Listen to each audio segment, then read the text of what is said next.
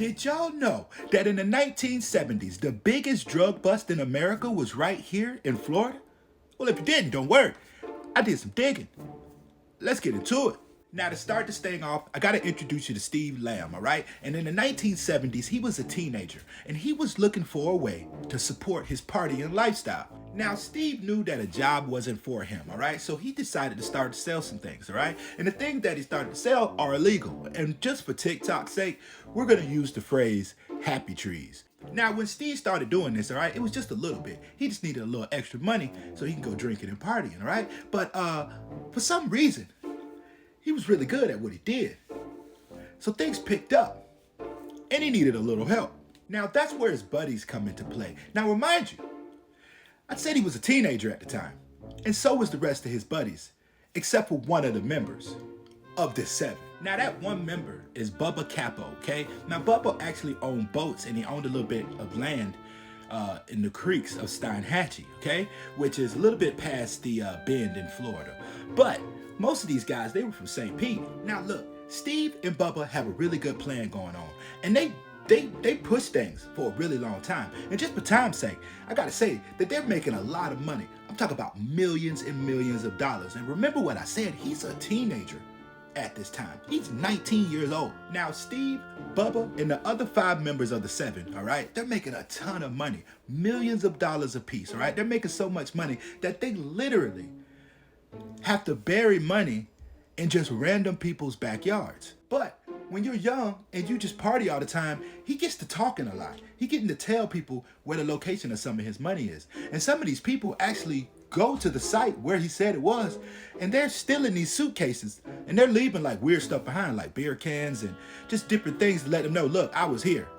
And he didn't even care. They were losing so much money, didn't even matter. I mean, Steve was really enjoying his life, all right? He was buying big boats. He was going on big fishing excursions every weekend. I mean, dude was really getting that bread.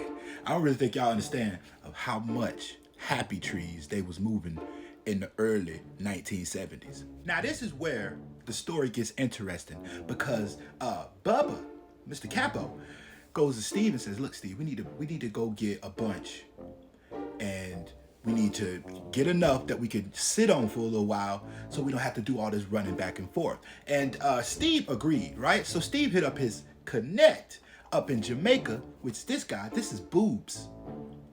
The connect that they had, his name was literally Boobs. So Steve said, all right, cool. I'll hit up Boobs, put in an order. I'm pretty sure it wasn't this simple, but I'll hit up Boobs, put in an order, we'll go pick it up. So when they get to Jamaica, all right, they bring gifts for the everybody in the area, and you know, they do the cool thing. They actually bought one of the boats from somebody out that way to be able to load up everything that they ordered. So everything works out smooth. They load up the boats, they bring everything back, all right, and they're, you know, coming into the Gulf, all right, but there's really high tide on this night in the Gulf, and they're supposed to be going to a designated area, but they're sailing incognito, all right, so nobody can find them, and they're basically, you know, floating in the dark with 14 tons of happy trees. Now, the problem with this high tide is that it's moving them. They're not going to the spot that they're supposed to be at. Now, mind you, they got an 18-wheeler waiting on them, all right,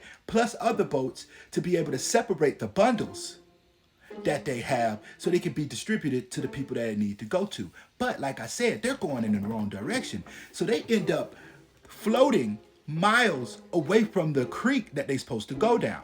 Now, here's the problem with all of this, okay? Bubba and Steve, they're thinking like, whoa, what do we do, all right? So they end up floating up in the wrong creek, all right? And when they up into this wrong creek, the neighbors see them with a boat full of these barrels. So Bubba goes up to the neighbors and gives them $25,000 to keep quiet. But that didn't work. Let me tell you why.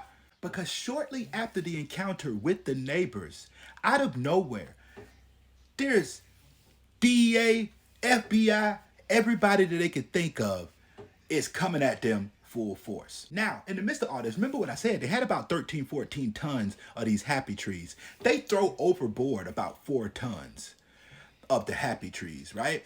And the thing about it is that they were trying to get rid of more of it before the police got to them, but they couldn't get rid of all of the barrels. So when they get apprehended, they have over 9 tons of happy trees on that boat. Now, when the police sees this, they're thinking to themselves, we've never seized this much happy trees ever. Nobody, and the thing about it is they're totally shocked because these are kids. These are literally teenagers. I believe at the time when this happened, Stephen had just turned 20.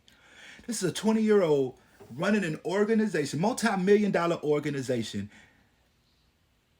with 9 tons of happy trees. Now, these are the two detectives that was, running everything, all right? Because they had been watching them for a few months now, and they heard about them, but they couldn't just never really pin anything on them because they never really touched the product. But now, they got them red-handed. Now, this was big in America because Bush was on this whole fighting crime type deal thing, and he thanked them personally for making this bust. Like I said, at the time, this was the biggest drug bust they've ever seen. They've never seized this many happy trees on American soil. So Bush was very grateful. Brought my dog over to the White House. Now, all 7 of these guys were arrested. And like I said, most of them were teenagers except for Bubba. Bubba was 40 years old.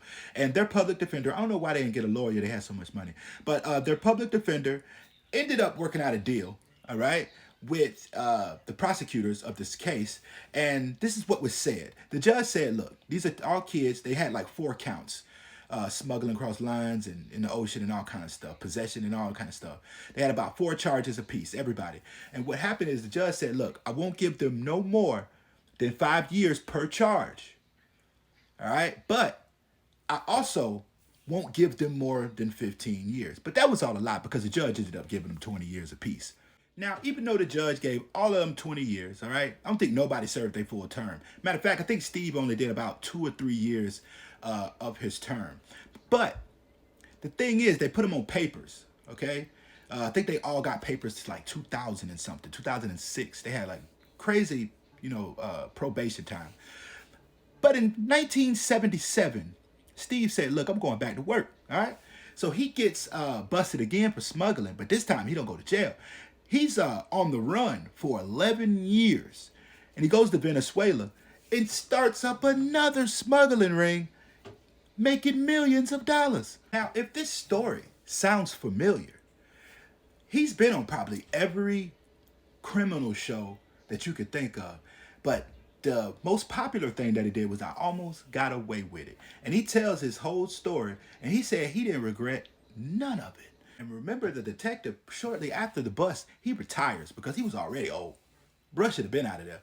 But he ended up retiring, a happy detective, because he was able to catch the Steinhatchee 7.